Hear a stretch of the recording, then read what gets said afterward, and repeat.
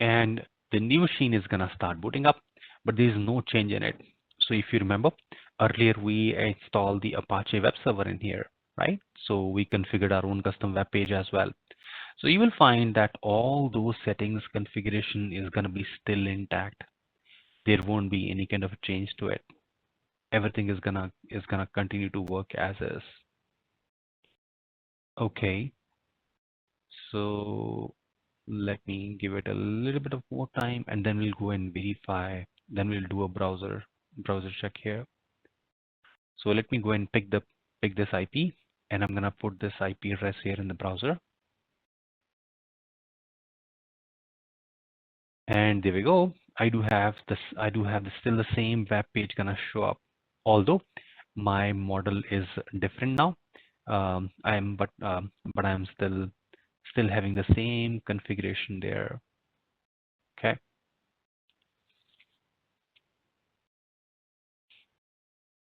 All right. How to check the physically the resources increased? Oh, that Srinivas, that is going to be dependent on that which operating system you are using. So you need to go and use those particular OS commands. So if you are using Linux, so there's going to be different for it. If you're going to be using the Windows, you can go and check in the system settings, and it's going to show you that you have more resources to it now. Okay. All right. Uh, what happened in the backend once we changed the instance type? Oh, so what happened in the background is that Amazon is actually going to be going and checking that where we do have more capacity available.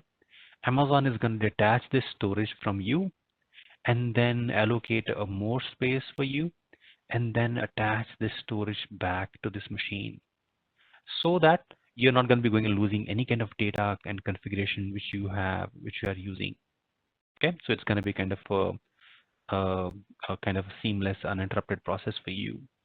So you retain all the configuration, the data which you do have over there. Okay, so you need to choose the system and then you need to go and shut it down. Okay, and after that you need to go to the action and say change the instance settings and select that change instance type. And over there, change the new model which you want to go and use. Showing up here. Okay. And now we are actually paying. All right. Now this is the vertical scaling, and vertical scaling is the most easy way of doing it because you don't have to take care of the installation, you don't have to take care of the configuration. Everything is gonna stay intact. And it's gonna be really, really quick in doing so. The downside or the disadvantage of using the vertical scaling is that it does require a downtime, right? You won't be able to go and make the changes on the fly, and you cannot make the changes automatically as well. You cannot store, you cannot configure or program it that increase the resources in case there is a more demand for it or decrease it when not needed, right? So those are the all disadvantages associated with the vertical scaling. So now what's the solution we do have here? So solution is uh, we can actually go and adopt called horizontal scaling. And in case of a horizontal scaling, we actually do not depend on a single uh, machine. Actually, we do have a group of servers. Okay, so that means high availability is also built into it in this scalability model.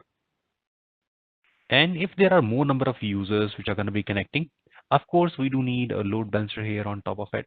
Okay, so that the users are also going to be always going to be connecting here to this load balancer, and load balancer is going to distribute the traffic to the multiple virtual machines. So, and in this case, we can actually go and uh, configure some threshold that if there are more number of users or if the higher CPU is there, so we would like to go and have more number of machines to be added. Okay, and we can actually make this group a really a big group here. And the reverse is also going to be possible. We can say if we have a less number of users or if we have a less CPU consumption, we would like to go and reduce the active number of servers here. And we're only going to be going and paying for whatever we are consuming right now. And we can go and define certain threshold values. For example, I can go and say I would like to go and maintain my CPU utilization. It should be always less than 70%. If there is a CPU which is growing more, it's going beyond 70, add more servers to the group so that we can bring down the average CPU consumption. Okay, so we can bring it down.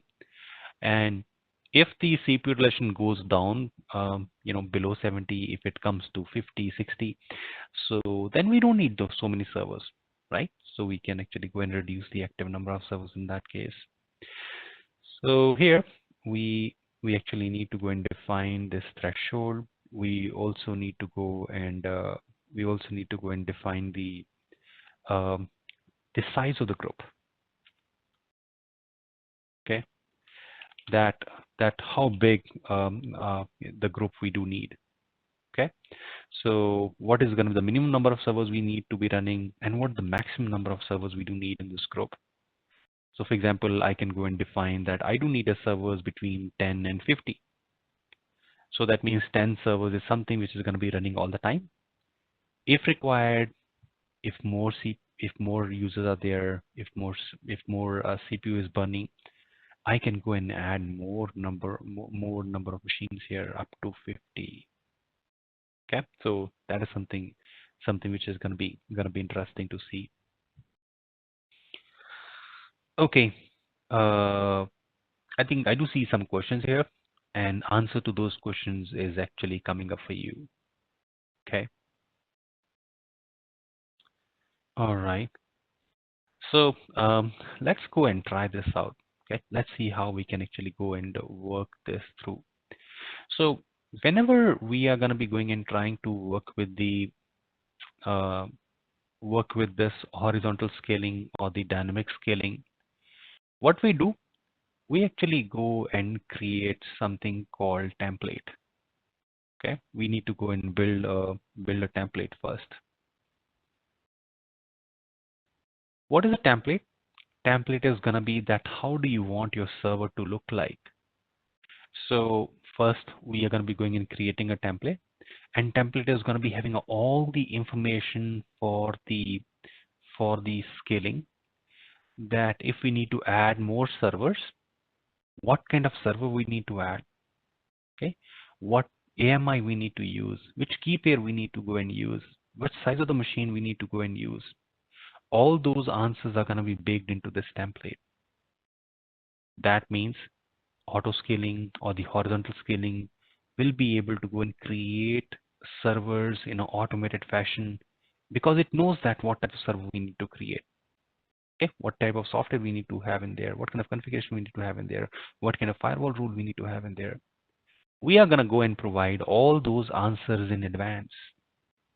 Okay, so what we are going to be going and doing in this case is we are going to be using a couple of steps to formulate that. Okay, and we are going to have certain policies associated with it as well.